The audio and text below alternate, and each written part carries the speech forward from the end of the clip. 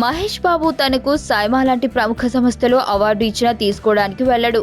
తన కుటుంబ సభ్యుల ఫంక్షన్ కు తప్ప బయట జరిగే వివాహ వేడుకలకు కూడా చాలా అరుదుగా వస్తుంటాడు మహేష్. అయితే గత సంవత్సరం చిరంజీవి షష్ఠి పూర్తికి రాని మహేష్ నిన్న రాత్రి పార్క్ హయత్ హోటల్లో జరిగిన మెగాస్టార్ చిరంజీవి ఇచ్చిన గ్రాండ్ పార్టీకి తన భార్య నమ్రతతో సహా వచ్చి అందరికీ ఊహించని షాక్ ఇచ్చాడు. టాప్ హీరోలు కొందరు మాత్రమే వచ్చిన ఈ డిన్నర్ పార్టీకి మెగా కుటుంబానికి పెద్దగా సన్నిహితం కాని మహేష్ ప్రత్యేకంగా రావడం టాపిక్ ఆఫ్ ది టాలీవుడ్ గా మారింది. దీనితో ఈ డిన్నర్ పార్టీకి వచ్చిన చాలా మంది అతిథులు ఈ పార్టీకి పవన్ రాణి లోటును మహేష్ తీర్చాడు అంటూ కొందరు కామెంట్స్ చేసుకుంటున్నట్లు టాక్. ఈ మధ్య కాలంలో మహేష్ తన సినిమాలకు సంబంధించి అదేవిధంగా తన కెరియర్ కు సంబంధించి టాలీవుడ్ లో ఏ వర్గంతోనూ సమస్యలు తెచ్చుకోకుండా వివాదాలకు దూరంగా ఉండాలని మహేష్ భావిస్తున్నాడు.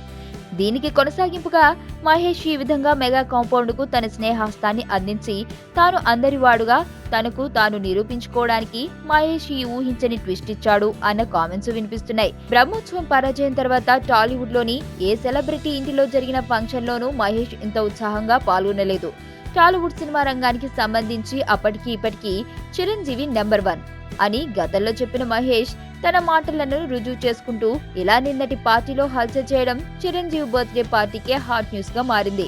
ఈ కార్యక్రమంలో మహేష్ కాకుండా మెగా కోటరీ హీరోలు రవితేజ, శ్రీకాంత్లు రావడం జరిగితే నాగార్జున ప్రతినిధిగా అఖిల్ ఈ పార్టీలో అందరి దృష్టిని ఆకర్షించాడు. అయితే ఈ కార్యక్రమంలో సీనియర్ హీరో కన్నా యంగ్ హీరోలు ఎక్కువగా పాల్గొనడంతో చిరంజీవి బర్త్డే పార్టీకి ఒక కొత్త కళ వచ్చింది. నేను ఆనంద్. ఈ భూమన్నా, ఈ భూమి మీద ఏ సృష్టి అన్నా నాకు చాలా ఇష్టం.